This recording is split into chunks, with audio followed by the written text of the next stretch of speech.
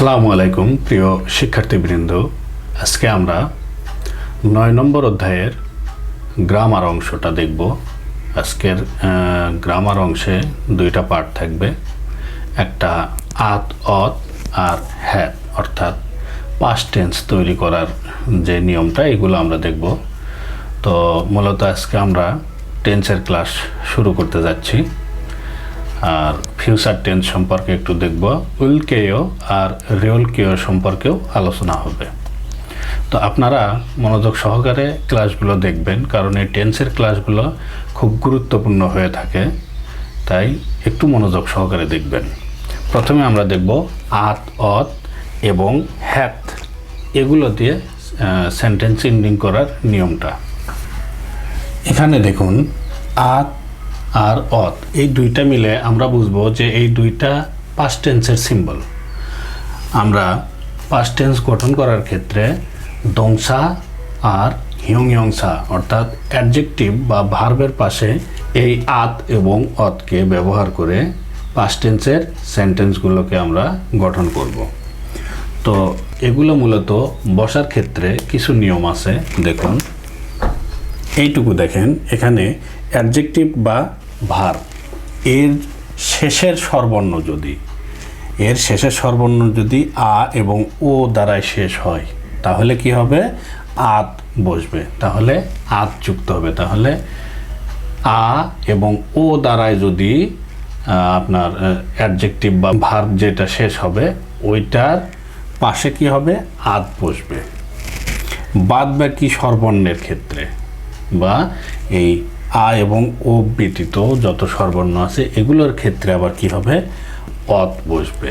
তাহলে বসার বিষয়টা আমরা ক্লিয়ার হয়ে নিলাম যে এগুলো কিভাবে বসবে, কখন বসবে, কার পাশে বসবে। এগুলো মূলত অ্যাডজেক্টিভ বা ভার্বের পাশে বসে আমরা সেন্টেন্স এন্ডিং করে থাকবো বা করব।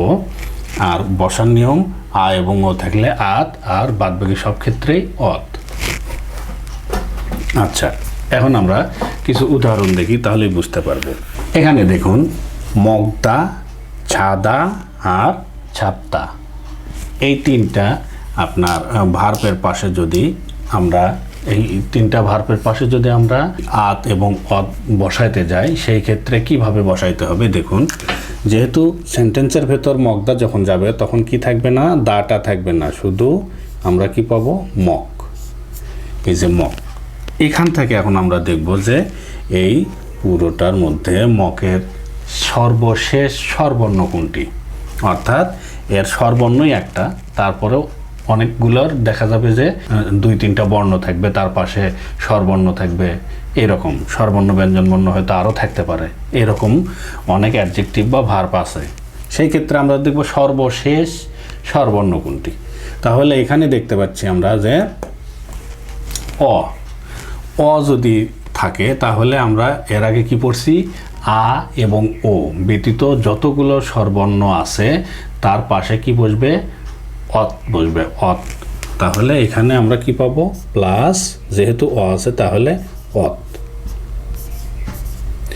এখন দেখুন সমান সমান এই দুইটা যখন যুক্ত হবে তাহলে কি হবে? মগ অত। আচ্ছা, এখানে দেখুন মগত, এরপরে আরও কাহিনী আছে। এই কাহিনীগুলো আরও ডিটেলস আপনাদেরকে বোঝাইতে হবে, এগুলোতে পরে আসতেছি। মগত। আর এখানে দেখুন ছাদা মানে ঘুমানো। এখানে আমরা কি পাবো? শুধুমাত্র ছা পাবো। ছা মানে এটা দেখে আমাদেরকে বুঝাইতে হবে এটা ঘুমানোর কথা বলতেছে। তাহলে এর সর্বশেষ স্বরবর্ণ ছিল কি? আ। তাহলে আমরা প্রথমে পড়ছি আ এবং ও থাকলে কি হয়? আত বসে, সমান সমান প্লাস আত। এখন দেখুন এই যে ছাদ, এখানে ছাদ কেন হলো? এই জায়গায় একটা প্রশ্ন থেকে যায় যে এখানে ছাদ কেন হলো। আ স্বরবর্ণ দেখুন পাশাপাশি দুইটি স্বরবর্ণ যখন বসে নিয়ম হচ্ছে পাশাপাশি দুইটি স্বরবর্ণ একই যদি হয় তাহলে একটি উজ্জ হয়ে যায়। তার মানে এখানে দুইটা আ পাশাপাশি বসতেছে, যার কারণে একটা কি হয়েছে অটোমেটিকলি উজ্জ হয়ে গেছে। এইটা ধরেন উজ্জ হয়ে গেছে, উজ্জ হয়ে যাওয়ার পরে এই চাটা এই ইয়ংয়ের এখানে এসে এই যে ছাদ হয়ে গেছে এই রকম করে। তাহলে ছাদা কি পাবো আমরা? ছাদ পাবো। এখন ছাদ দিয়ে বুঝতে হবে ঘুমায়েছি পাস্ট টেন্সে। ছাদা মানে ঘুমানো, তার পাস্ট টেন্সে কি হবে? ঘুমায়েছি। মগদা মানে খাওয়া, তার পাস্ট টেন্সে মগত মানে কি হবে? খেয়েছি। মগদা মানে খাওয়া আর পাস্ট টেন্সে গিয়ে কী হবে? খেয়েছি। এইরকম এখানে এইটুকু যদি বুঝে দিতে যাই তাহলে কি হবে? দাঁড়ান এটা বুঝে দিই, তারপরে আমি দেখে দিচ্ছি। ছাপতা, ছাপতা এর আমরা কি পাবো? ছাপ এইটুকু পাবো। তাহলে ছাপ যদি এইটুকু আমরা পাই তাহলে কি হলো? দাটা উজ্জ হয়ে গেছে সেন্টেন্সের ভিতর যায়। এখন আমরা ছাপতা, ছাপদার পাশে কি বসাতে পারি? যেহেতু এর সর্বশেষ স্বরবর্ণ ছিল কি? আ, তাহলে সেম জিনিস এখানেও আ ছিল আর এখানেও আ, এখানেও আ, অতএব এটাও কি হবে? আত হবে, আত।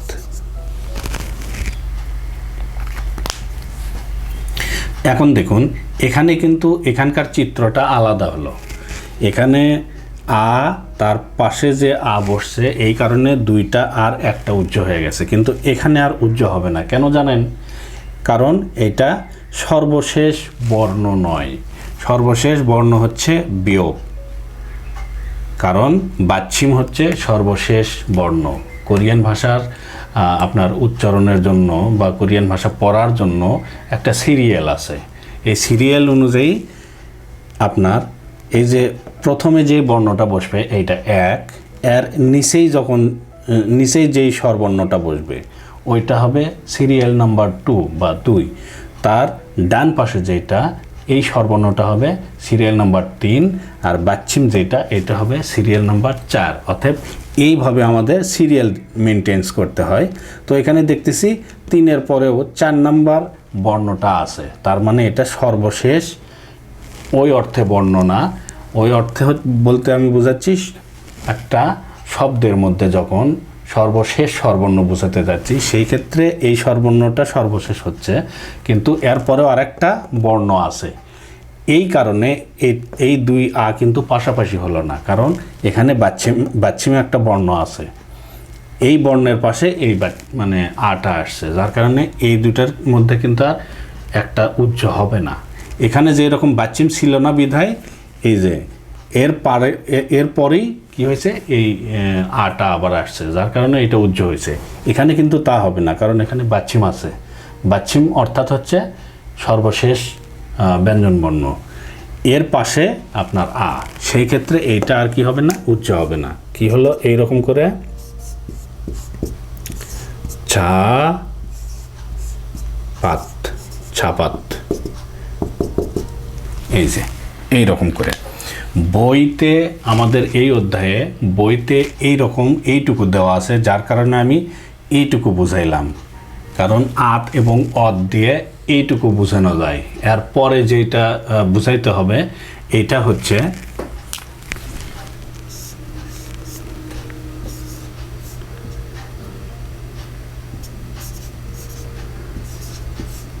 আস আর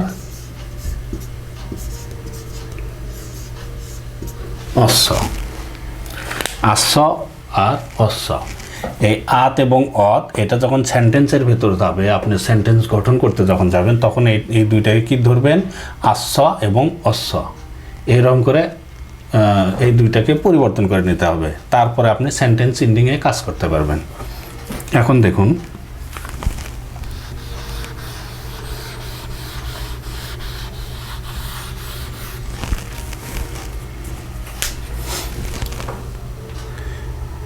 এইগুলোতে এখন অ বসে দেন।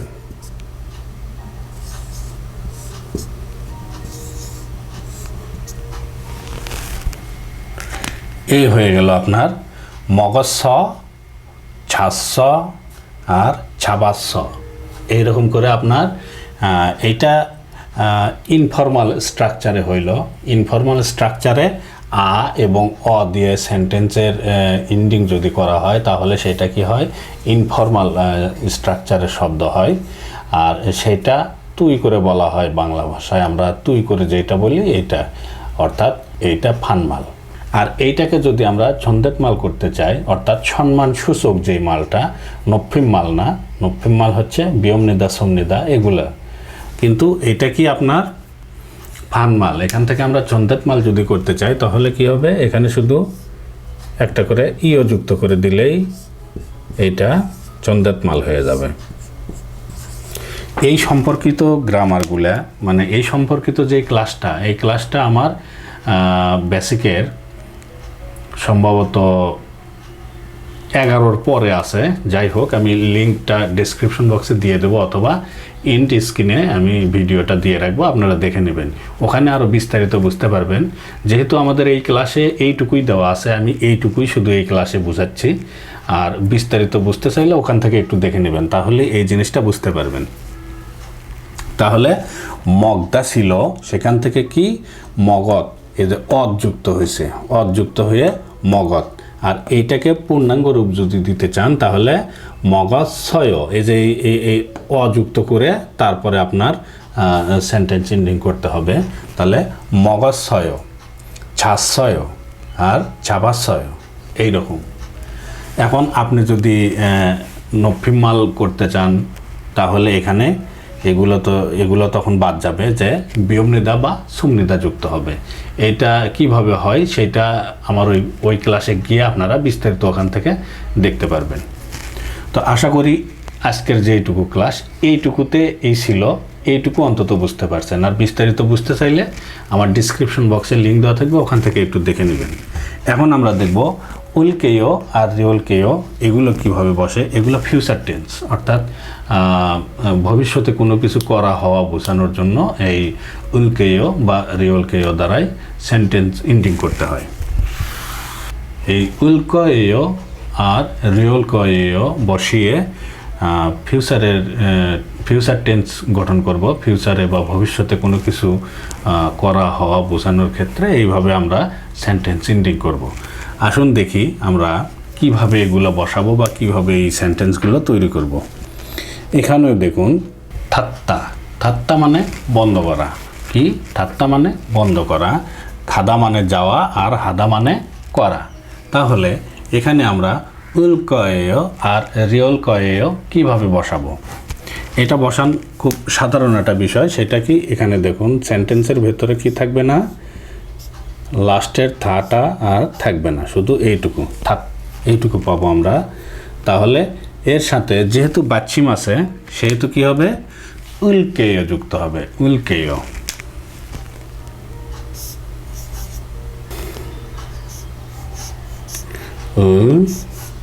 থাতুলকয়েয়।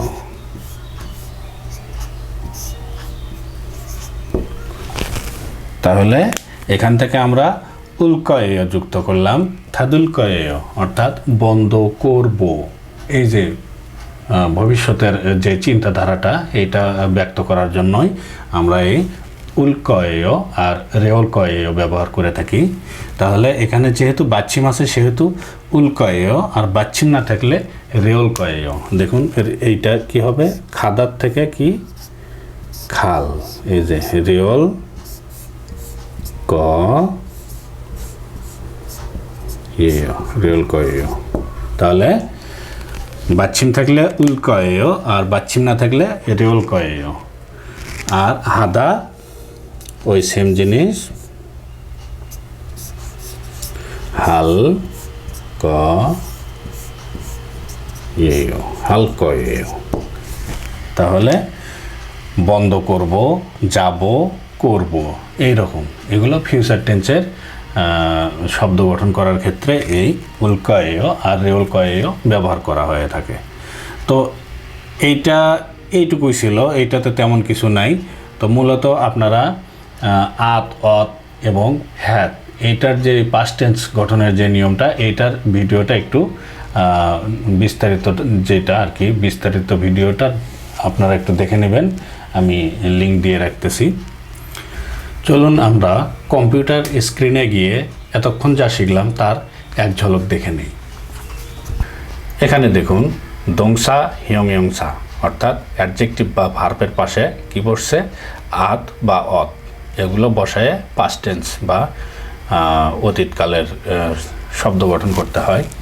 উল্কয়েয় আর রেওলকয়েয়, এইটাতে দেখুন এই যে উল্কয়েয় আর রেওলকয়েয়, এখানে বলতেছে নেইরুন আমা নালচিকা জৌলকয়েয়, বলতেছে নেইরুন অর্থাৎ আগামীকাল, আমা মানে হয়তো, নালচিকা আবহাওয়াটা কি, চৌলকয়েয় অর্থাৎ ভালো হতে পারে বা ভালো হবে, এরকম ভবিষ্যতের কিছু বোঝানো হচ্ছে।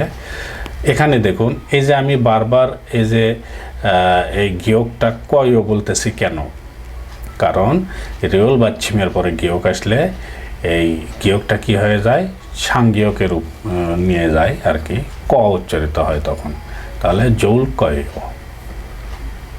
তো আশা করি আজকের এই দুইটা গ্রামার আপনারা মোটামুটি এখান থেকে বুঝতে পারছেন। আর বাদবাকি আর বিস্তারিত ক্লাসের ভিডিওটা আমি এন্ড স্ক্রিনে অথবা লিঙ্কটা ডিসক্রিপশন বক্সে দিয়ে রাখবো, আপনারা গিয়ে ওখান থেকে দেখে নেবেন, তাহলে আরও বিস্তারিত এই দুইটা ক্লাস সম্পর্কে জানতে পারবেন ইনশাল্লাহ। তো আগামী ক্লাস দেখার আমন্ত্রণ জানিয়ে আজকে এখানে শেষ করছি। খোদা হাফেজ, আসসালামু আলাইকুম।